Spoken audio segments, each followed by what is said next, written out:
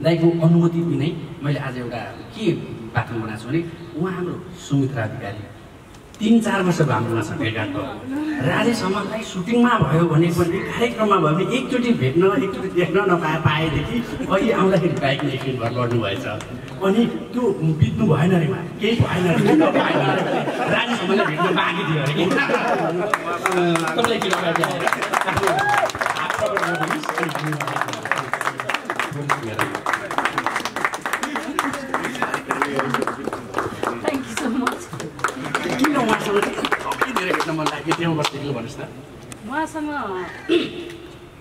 उहाँसँग भेट्नुको कारण चाहिँ म सानो थिएँ कि फिल्म के हो भन्ने पनि थाहा थिएन मलाई।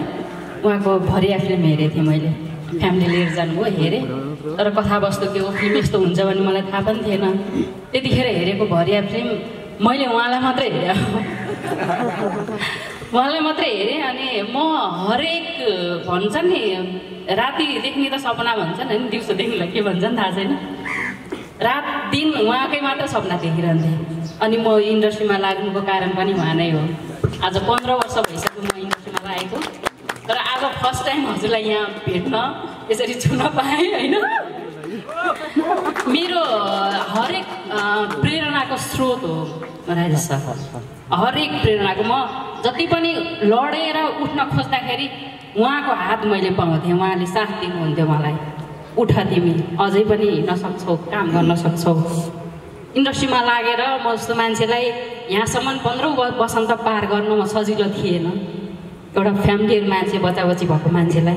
तर पनि त्यो ठाउँमा म कतिचोटि लड्न खोज्दाखेरि तिमी लड्नु हुँदैन भनेर एउटा त्यसलाई के भन्छ भन्दा हौसला उहाँ हरेक मेरो राति दिन जुनसुकै बेलामा पनि उहाँ मेरो मन मस्तिष्कमा छाइरहनु भएको। अब अहिलेको भाषामा के भन्छन्, म एकदमै उहाँलाई एकदमै के भन्छ, उहाँ म जस्तो फ्यान अहिलेसम्म छैन होला सायद। आज एकदमै खुसी लागेको छ, खुसीको सीमा छैन, मरेर बाँचेर आएँ होइन। र पनि एकदमै धेरै धेरै धन्यवाद छ हजुरले धेरै मान्छे, म जस्तो धेरै मान्छेलाई चाहिँ आफ्नो प्रेरणा हुन्छ नि, मैले हजुरलाई प्रेरणाको स्रोत पाएँ भने म जस्तो धेरै हुनुहुन्छ होला सायद हजुरको प्रेरणा पाएर अगाडि बढ्ने।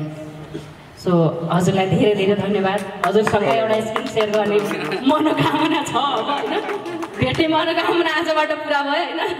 अब एउटै फ्रेममा काम गर्न पाऊँ, यो मेरो चाहिँ आखिरी अन्तिम इच्छा उहाँसँगको। प्रकाश सरलाई धेरै धेरै धन्यवाद, आज यो वातावरण मिलाइदिनु भएकोमा। उहाँले मसँग प्रवेश गर्नुभएको थियो,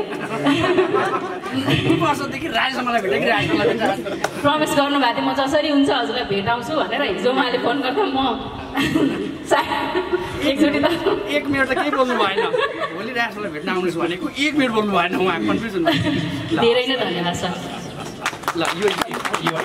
प्यासनेट हुनुहुन्छ भने आफ्नो प्यासनप्रति आत्मविश्वास राख्नुहोस् र भरपुर आत्मविश्वास छ आफ्नो कलामा, आफ्नो सृजनामा भने तपाईँहरूको यो प्रोफेसनमा तपाईँहरू अगाडि निश्चय पनि बढ्न सक्नुहुन्छ। Kantipur film academy.